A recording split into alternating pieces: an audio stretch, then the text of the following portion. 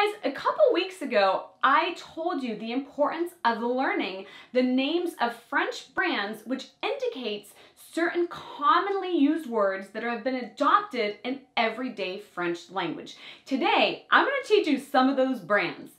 Bonjour tout le monde, il y a 2 semaines environ, je vous ai indiqué l'importance d'apprendre des noms de marques françaises qui font partie de mots que l'on emploie tout le temps en français et qui font réellement partie du langage courant. Aujourd'hui, je vais vous apprendre des marques françaises qui sont souvent utilisées en langage courant. Hi, my name is Rachel DeMeo from Belle Terre Academy. Bonjour, je m'appelle Rachel DeMeo de Belle Terre Academy.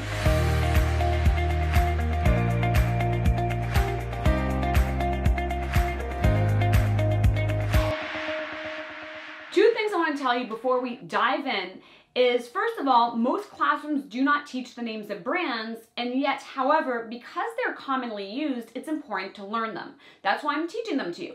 Donc, 2 choses que j'aimerais vous indiquer avant qu'on commence.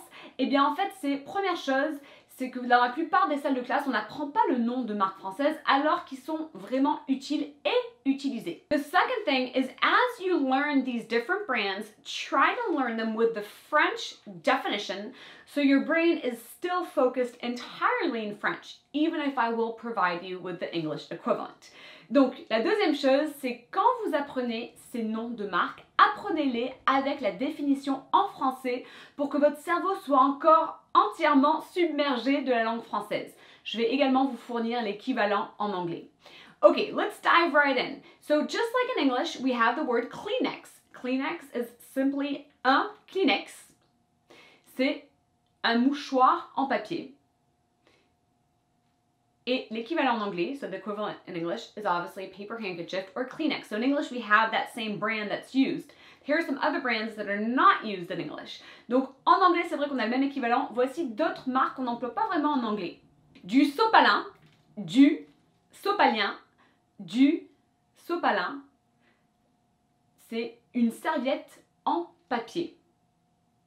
It's a paper towel. Un bic, c'est un stylo.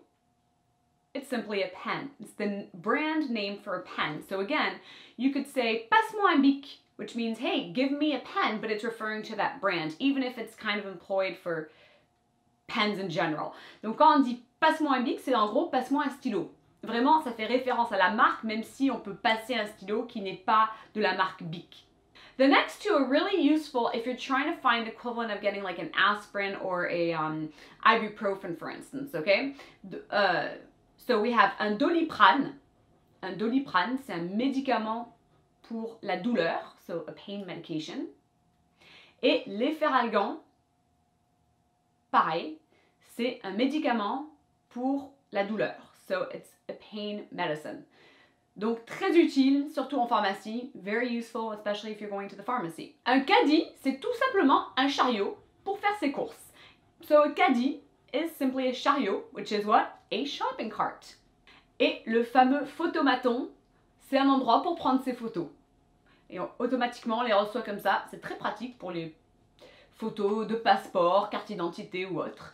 So a photomaton is simply a photo booth. It's kind of the name of the brand of most photo booths where you go. Super useful to just get pictures for IDs or whatever, passports. Frigidaire, c'est la marque pour un réfrigérateur, donc un frigo. So Frigidaire is simply the brand for a fridge. So we use that, but we often usually just say frigo, which is a fridge. That's our equivalent. Donc un frigo. Le post-it, oh. Le post-it, c'est tout simplement un morceau de papier collant. So post-it, we also have that in English. It's that little piece of paper that flew away from my hands that we use all the time. So le post-it. So again, you might recognize it, but when you hear it, but again, you're pronouncing it the French way because that's what we do. Donc, vous avez peut-être reconnu le terme, peut-être même en anglais ou en français, c'est juste que la prononciation diffère. Le chamallow. Le chamallow, c'est un bonbon mou. Maintenant, il y en a des fois en France, c'est vrai qu'on dit marshmallow, mais c'est vraiment chamallow, c'est vraiment la marque. So chamallow is your equivalent to a marshmallow. It's the brand name for it. Time out. Have you noticed that every brand name that I'm giving you, I'm providing you with the definition in French so you can learn it, and then the equivalent in English. And that's what I recommend that you do as you learn more brands or other words in the French language. Donc, petit temps mort, eh bien, ce que je voulais vous dire, c'est que vous avez peut-être remarqué que je vous enseigne donc la marque, le nom de la marque.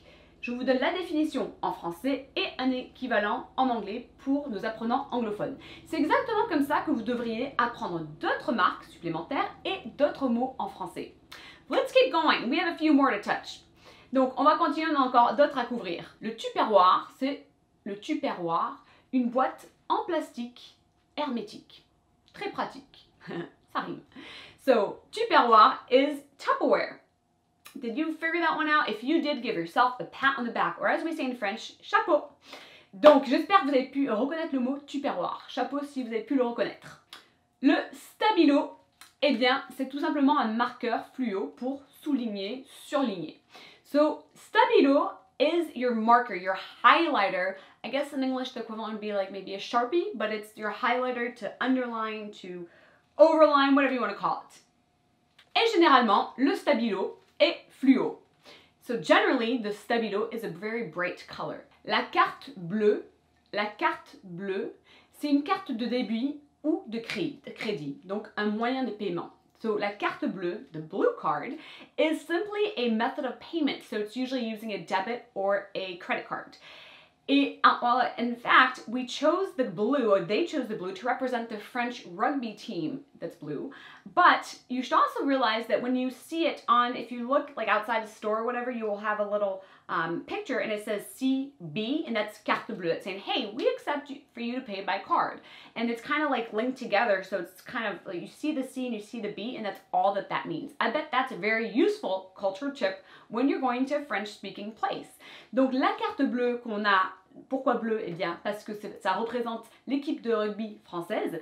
Eh bien, en fait, c'est ce qu'on utilise pour employer une méthode de paiement. Donc, quand on voit ça affiché dans un magasin ou dehors un magasin, eh bien, c'est CB, comme ça, hein, attaché. Cette image, en fait, représente qu'ils acceptent le paiement en carte bleue ou carte bancaire, bank card, carte bancaire ou carte bleue. Okay?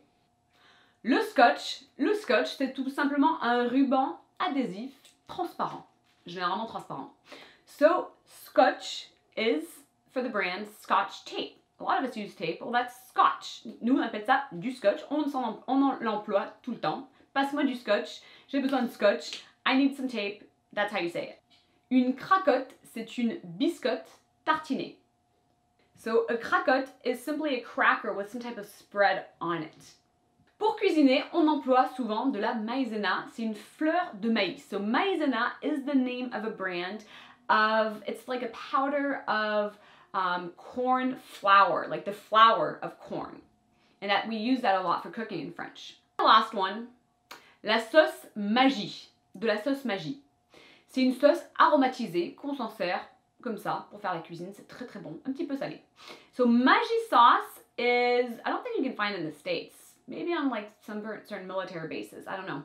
Anyway, Maggi sauce is a flavored sauce that you use to cook with. It's a little bit savory, I guess. I'm trying to think, like, it's a little bit kind of like amino acids or like a soy sauce equivalent, but that's kind of the taste that we use. Et un tout dernier quand même pour la route. Last one for the road, as we say in French. Jean. Pareil. Pantalon en jean. So it's a pair of pants. So learn these, learn them well. This will make a difference when somebody's saying, hey, I have a headache. I have Doliprane. You're like, what's that? That's your pain medication, and so forth, different ones that you are going to use, because these names of brands have been adopted in everyday language in France and in other French-speaking countries around the world. Donc maintenant que vous connaissez ces noms de marques, apprenez-les. Et puis c'est vrai, on s'en sert régulièrement quand quelqu'un nous demande quelque chose ou quoi, on se sert du nom de la marque en tant que mot. Donc apprenez. Et puis vous verrez qu'en fait on s'en sert en France et dans d'autres endroits, dans d'autres pays, dans le monde francophone.